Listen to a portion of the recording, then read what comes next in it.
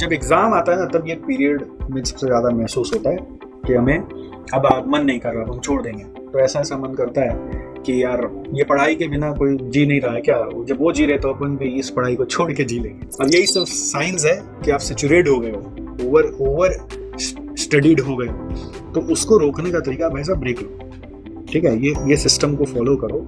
और सर अगर एक ऐसा कुछ तरीका बताइए जिससे कि ना एक बार पूरा मतलब क्लीन अप हो जाए पूरा, तो पूरा एक साथ कोई फ्लश आउट करने का कोई ऐसा जेट वॉश टेक्निक होता नहीं है। फिर एक टेक्निक होता है जेट वॉश टेक्निक के लिए, फिर कोई मान लो वेकेशन लेना पड़ता है 2-3 दिन का, कहीं बाहर जाके आया 7 दिन तक, जहाँ पर एक्सट्रीम लेवल का कुछ फिजिकल मेंटल एक्टिविटी किया, तो वो हो सकता है। नॉर्मल रूटीन लाइफ में तो नहीं होता। जैसे होता है ना, हम लोग बोलते हैं जो सक्सेसफुल लोग हैं उनको अगर लाइफ में ना कुछ पाना है तो उनको भी अपना एनर्जी को चार्ज अप रखना है, उनके साथ भी एनर्जी डिस्ट्रक्शन होता है।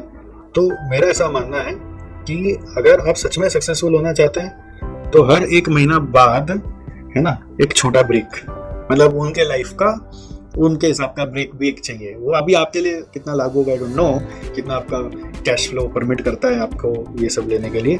तो वो होता है मान लो कि कोई पार्टी शार्टी करने गए, 1 महीने के बाद कोई पार्टी अटेंड किया, कोई आजकल स्टेकेशन का कॉन्सेप्ट चलता है वो अटेंड कर लिया।